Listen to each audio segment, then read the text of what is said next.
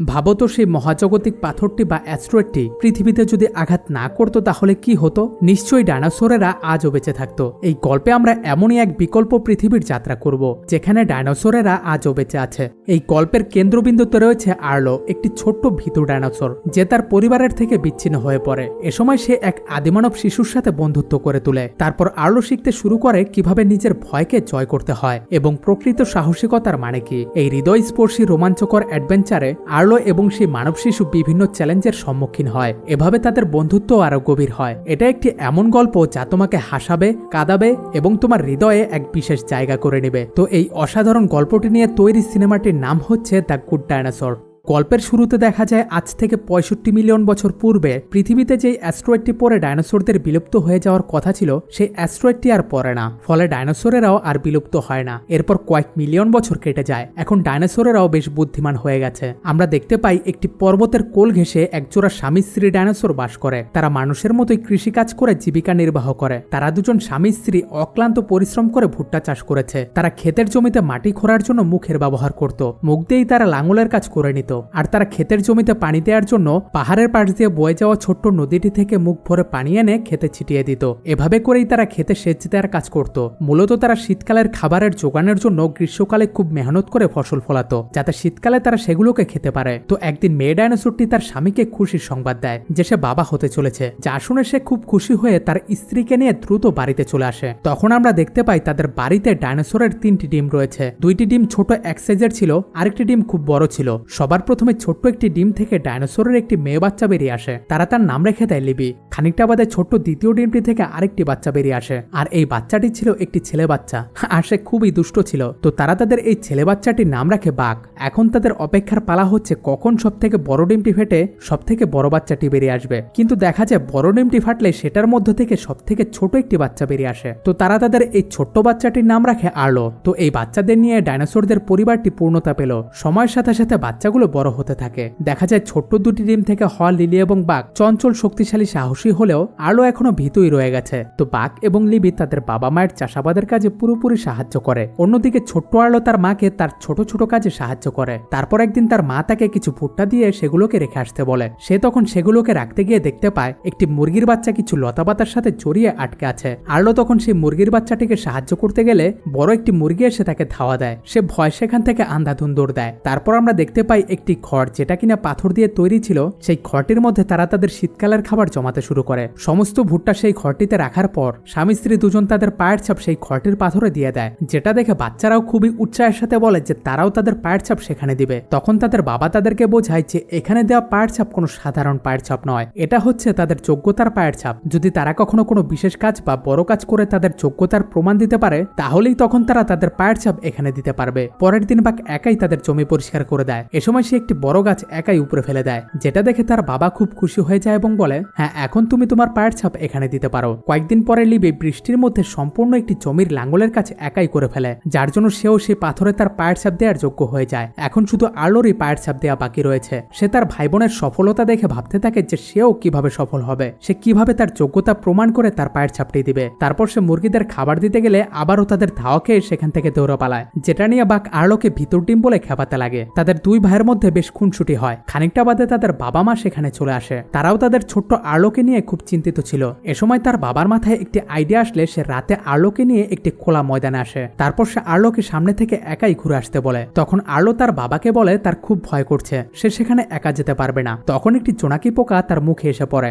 যেটা দেখে সে খুব ভয় পেয়ে গেলে তার বাবা তাকে সাহস দেয়। তারপর তারা বাবা ছেলে মিলে হাজার হাজার জোনাকি পোকার সাথে খুনসুটি করতে লাগে। তারপর তার বাবা তাকে বোঝায় সবকিছুতেই এত ভয় পেতে নেই, যদি সে নিজের ভয়কে জয় করতে পারে তাহলেই সে জীবনে সফল হতে পারবে, যার ফলে সে সুন্দর সুন্দর মুহূর্তগুলোকে অর্জন করতে পারবে। তারপর তারা বাবা ছেলে মজা করতে করতে বাড়িতে ফিরে যায়। পরের দিন সকালে তার বাবা দেখতে পায় তাদের সেই পাথরের ঘরটি থেকে কোনো একটি প্রাণী তাদের ভুট্টা চুরি করে নিয়ে গেছে। একবার সে যেহেতু সফলভাবে চুরি করেছে সে আবারও আসবে, তাই তাদের সেই চোর প্রাণীটিকে ধরতে হবে। তারপর তারা বাবা ছেলে সেই প্রাণীটিকে ধরার জন্য একটি ফাঁদ তৈরি করে। এ সময় তার বাবা তাকে বলে যদি সে সেই প্রাণীটিকে ধরতে পারে তাহলে তার যোগ্যতার প্রমাণ হয়ে যাবে, ফলে সেও তাদের সাথে সেই পাথরে তার পায়ের ছাপটি দিতে পারবে। এ কথা শুনে তো আর্লো পুরো সিরিয়াস হয়ে যায় এবং প্রাণীটিকে ধরার জন্য খেয়ে না খেয়ে একটানা পাহারা দিতে শুরু করে দেয়। তারপর দীর্ঘ অপেক্ষার পর তাদের সেই ফাঁদের মধ্যে একটি প্রাণী আটকা পড়ে যায়। তারপর সে সেই ফাঁদের কাছে এগিয়ে গেলে দেখা যায় সেই চোর প্রাণীটি ছিল মূলত একটি আদি মানবের বাচ্চা। আর্লো তাকে মারতে এসে ভয়ে পিছুপা হয়ে যায়, তবে পরে সে কোনো মতে সাহস জুটিয়ে সেই প্রাণীটিকে মারতে এগিয়ে যায়। কিন্তু আদি মানবের বাচ্চাটিকে দেখে তার খুবই মায়া হয়, তাই সে তাকে না মেরে ছেড়ে দেয়। তারপর যখন তার বাবা সেখানে এসে জানতে পারে যে আর্লো সেই প্রাণীটিকে মারেনি, সে খুবই রেগে যায়। আর্লো বলে সে অনেক ভয় পেয়ে গিয়েছিল,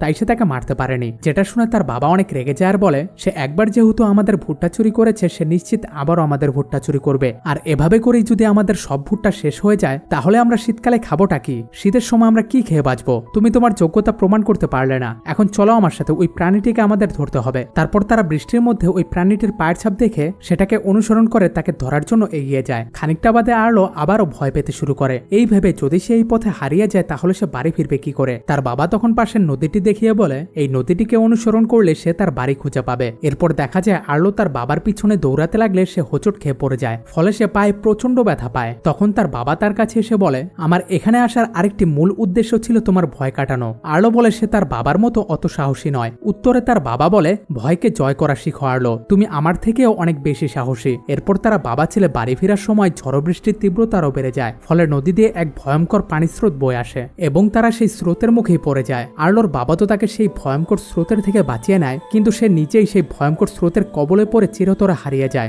আর্লো তার বাবাকে হারিয়ে অশ্রু ভরা চোখে বাড়ি ফিরে আসে। এখন যেহেতু তার বাবা আর বেঁচে নেই, তাই তার মার অনেক বেশি কাজ করা লাগে। এ সময় আর্লো তার মাকে যথাসাধ্য সাহায্য করার চেষ্টা করে, তবে সবসময় তার বাবার জন্য তার মনটা অনেক খারাপ হয়ে থাকতো। এরপর একদিন সে সেই পাথরের ঘরটিতে ভুট্টা রাখতে গেলে সে আবারও ওই আদিমানবের বাচ্চাটিকে দেখতে পায়। তাকে দেখে আর্লোর অনেক রাগ চড়ে যায়, তার জন্য সে তার বাবাকে হারিয়েছে, তাই সে ঠিক করা আজ সে তাকে কোনো মতেই ছাড়বে না। এ সময় সে আদিমানবের বাচ্চাটিকে ধরতে গিয়ে পাশের ছোট্ট নদীটিতে পড়ে যায়। সে আম্মু আম্মু বলে সাহায্যের জন্য তার মাকে ডাকতে থাকে, কিন্তু নদীর স্রোত অনেক বেশি হওয়ার কারণে সে ভেসে ভেসে দূরে কোথাও চলে যায়। পরের দিন সকালে সে নিজেকে এক অজানা জায়গায় আবিষ্কার করে। এ সময় তার পায়ে আঘাত পাওয়ার কারণে তার চলতে অনেক কষ্ট হয়, তবে সে অনেক ব্যথা সহ্য করেও একটু একটু করে বেয়ে বেয়ে সেখানে থাকা একটি উঁচু স্থানে ওঠে, যাতে সে তার ঘরটিকে উপর থেকে খুঁজে বের করতে পারে। কিন্তু কোথাও সে তার বাড়ি, তার পরিচিত কোনো জায়গা দেখতে পায় না। সে কি করবে ভাবতে না ভাবতেই তার মনে পড়ে যায় তার বাবা তো বলেছিল সে এই নদী অনুসরণ করলে তার বাড়ি পেয়ে যাবে। তাই সে তার বাবার নির্দেশনা অনুযায়ী সেই নদীর পাড় দিয়ে ধীরে ধীরে চলতে শুরু করে। চলতে চলতে সে কিছুটা দূরে আসলে সে তার পায়ের নিচে কিছু ফল খুঁজে পায়। সে পাশেই সে ফলের গাছটি দেখতে পায়। সে একটি পাথরের উপর দাঁড়িয়ে সেই গাছটির থেকে ফল পাড়ার চেষ্টা করে, তবে দুর্ভাগ্যবশত সে সেখান থেকে পড়ে যায় এবং তার একটি পা কয়েকটি পাথরের মাঝে ফেসে যায়। বেচারা অনেক চেষ্টা করেও নিজের পাটিকে ছাড়াতে পারে না। এভাবেই দেখতে দেখতে দিন পেরিয়ে রাত হয়ে যায়। তারপর রাত পেরোনোর পর সকালবেলা সে দেখতে পায় পাথরের মাঝে থাকা তার পাটি অনেকটাই আলগা হয়ে গেছে,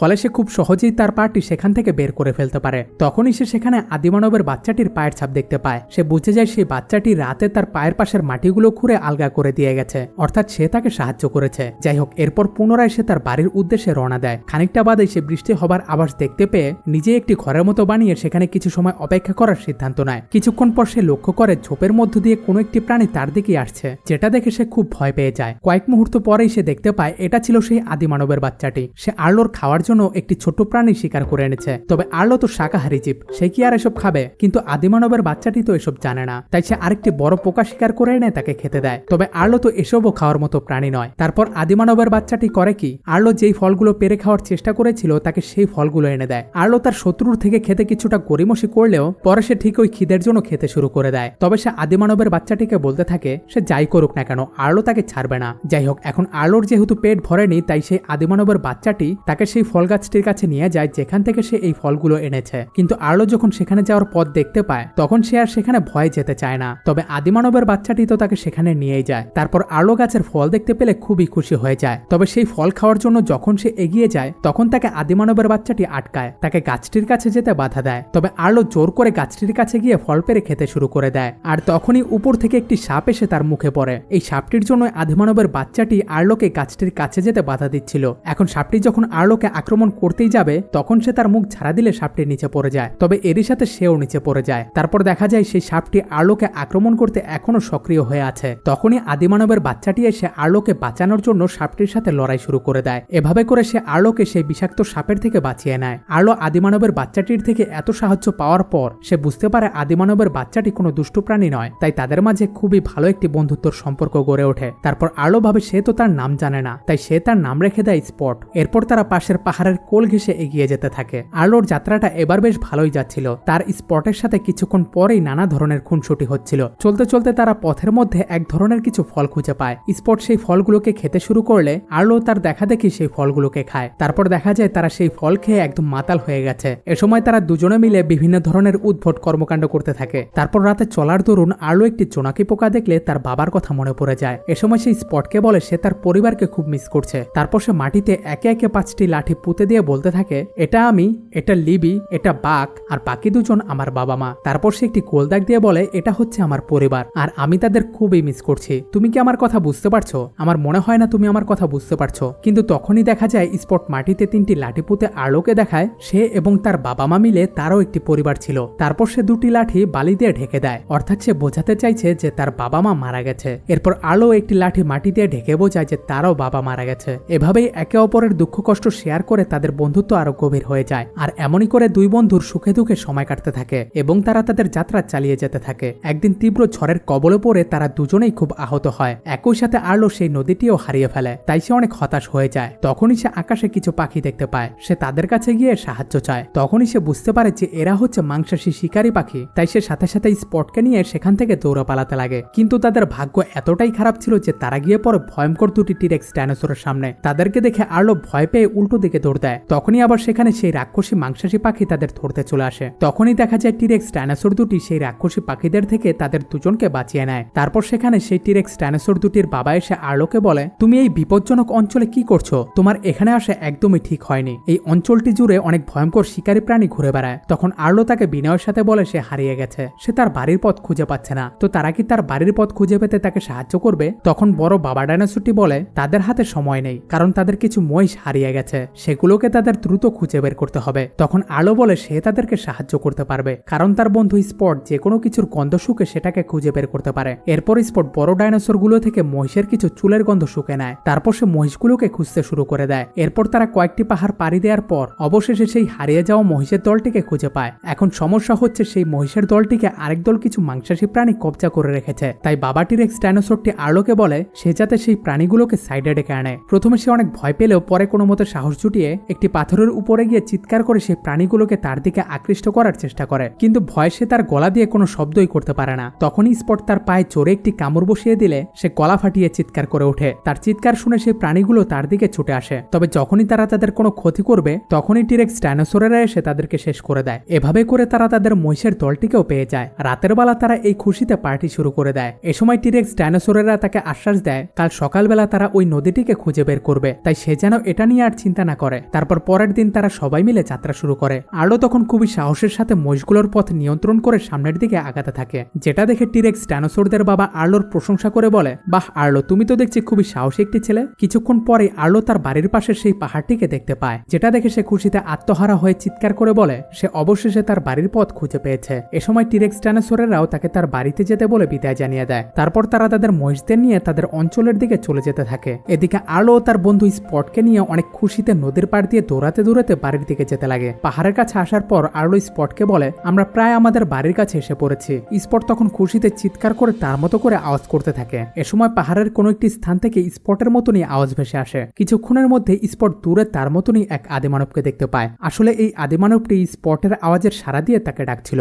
যাই হোক, এখন আর্লো স্পটকে তার পিঠে তুলে তার সাথে আসতে বলে। স্পট আর্লোর একমাত্র কাছের বন্ধু, সে তার সাথে তার বাড়িতে থাকবে এবং সে তার মন খুশি মতো প্রাণ ভরে ভুট্টা খাবে। তো এরপর চলতে চলতে তারা একটি পাহাড়ের উপর পৌঁছে যায়। তখন আবার সেখানে বৃষ্টি চলে আসে। এ সময় চারপাশের আবহাওয়া দেখে আর্লো খুবই ভয় পেতে শুরু করে। তখন আবার তাদের বিপদ হয়ে সেই শিকারী রাক্ষসী পাখিগুলো চলে আসে। তারা স্পটকে জোর করে আর্লোর কাছ থেকে ছিনিয়ে নিতে লাগে। তখন আর্লো তাদের সাথে লড়াই করতে করতে পাহাড় থেকেই পড়ে যায়। তারপর পড়ার পর সে আবার লতাপাতার সাথে পেঁচিয়ে শক্তভাবে আটকে যায়। ফলে সে নিজেকে ছাড়ানোর অনেক চেষ্টা করেও ছাড়াতে পারে না। তখন একটি পাথর তার মাথার উপরে পড়লে সে হুঁশ হারিয়ে ফেলে। এরপর খানিকটা বাদে সেখানে আর্লোর বাবা চলে আসে। তার বাবা তখন তাকে সেখান থেকে বাঁচিয়ে নেয়। সে তার বাবাকে দেখে অবাক হয়ে যায় আর বলে, বাবা তুমি এখনো বেঁচে আছো? আমার তো বিশ্বাসই হচ্ছে না। ও হ্যাঁ বাবা, আমার বন্ধু স্পট খুবই বিপদের মধ্যে আছে, আমাকে সাহায্য করো, তাকে দ্রুত বাঁচাতে হবে। তার বাবা তার কথা সাড়া না দিলে আর্লো দেখতে পায় যে তার বাবার পায়ের কোনো ছাপই পড়ছে না। তখনই তার বাবা তাকে বলে, আর্লো তুমি আমার থেকেও অনেক বেশি শক্তিশালী, তুমি আমার থেকেও অনেক বেশি সাহসী, আমার বিশ্বাস তুমি একাই তোমার বন্ধুকে বাঁচাতে পারবে। তারপরই আর্লোর জ্ঞান ফিরে আসে।